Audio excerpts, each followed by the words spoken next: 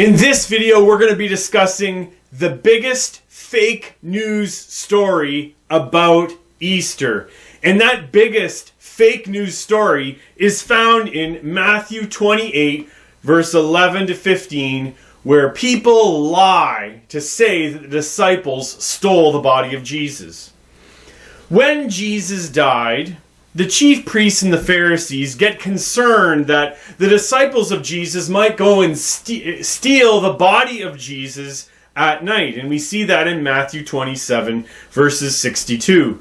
The Jewish leaders call to mind the several predictions that Jesus made about himself and his resurrection. For instance, Matthew 16:21, Jesus says that he's going to go to Jerusalem, suffer things, be killed, and on the third day be raised from the dead. In Matthew 17, verse 23, Jesus will be killed and on the third day be raised again. And finally, Matthew 20, verse 19, Jesus will be crucified and raised from the dead on the third day. They asked Pilate to make sure that this tomb is secure. And Pilate gives them a guard, which is a group of soldiers. It could have been 4, it could have been as high as maybe even 60, and they seal the tomb. The tomb would have been sealed with a clay-like substance, and it would have had a Roman seal on it. But Jesus is raised from the dead. And in Matthew 28, verse 2, we have a great earthquake. As well, we have an angel of the Lord descending from heaven. And this angel who descends from heaven, he rolls the stone away. The guards who are supposed to be guarding the tomb are afraid. And they're terrified of this angel. They tremble and they become like dead men. We see that in Matthew 28, verse 4. In Matthew 28, verse 8 to 10, Mary Magdalene and Mary, they leave this scene, and then all of a sudden they see Jesus. The two women worship Jesus. And then they're to tell the disciples that he has been raised from the dead, and that the disciples are to go to Galilee where they will see Jesus. And in between Mary seeing Jesus and the disciples seeing Jesus, we have this big fake news story that the Jews bake up to disprove Jesus. In Matthew 28, verses 11 to 15.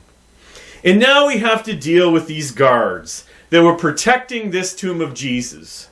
In Matthew 28, verse 11, some of the guards tell the chief priests what happened. These guards actually become preachers of the resurrection.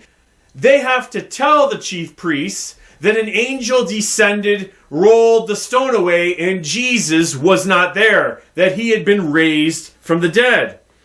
They had to tell the chief priests all of these amazing events, that all the things that Jesus said were going to happen, happened. Imagine listening to this conversation, and imagine if you could just see the faces of the chief priests. In Matthew 28, verse 12 to 13, the elders and the chief priests come up with a plan, or a scam, or a fake news story. The disciples stole the body when the guards were sleeping.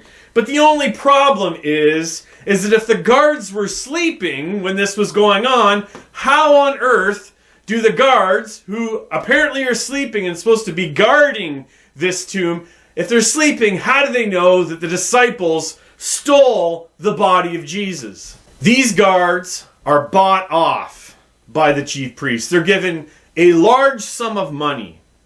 And note, at the start of what we call the Passion narrative in Matthew 26, note that Judas was paid off by these Jewish leaders in Matthew 26, verse 14 to 16. And now we have the chief priests paying off the guards to make up this fake news story about Jesus.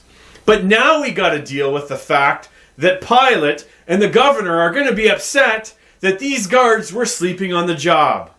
And Pilate's not going to be happy that his workers are not doing due diligence in their job. the consequence for sleeping and allowing this to happen would have been massive. They could have even died for allowing this to happen. But the chief priests promised to satisfy the governor. Likely they're going to pay him off too and keep the guards out of trouble. In this story, this fake news story that the chief priests and elders and Jews make up, we see how far unbelief will go. To the very point that you lie, you deceive, and you pay off people to keep them quiet. The guards knew that Jesus had been raised from the dead. They saw the angel. They saw the stone roll away. They freaked out. They panicked. They fell like dead men. And the chief priests heard this message of the resurrection, that Jesus was not in the tomb and the stone was rolled away by an angel. And they paid people off anyway. Sin keeps us digging deeper into deeper and deeper and deeper. Well, what should our response be to Jesus? Making up lies about him, disregarding what actually happened, like the chief priests, the Jews, and even these guards did? Our response is found in Matthew 28. Matthew 28 verse 9, when Mary Magdalene and Mary see Jesus, they worship him. And when the disciples meet Jesus in Matthew 28 verse 17, the disciples worship him. Our lives are to be characterized by the worship of Jesus Christ. He is worthy. All authority in heaven and on earth is given to him, as Jesus says in Matthew 28 verse 18. And Jesus as well gives us the promise that he'll be with us to the end of the age in Matthew 28 verse 20. Jesus is worthy of our worship. Thanks for watching, and God bless.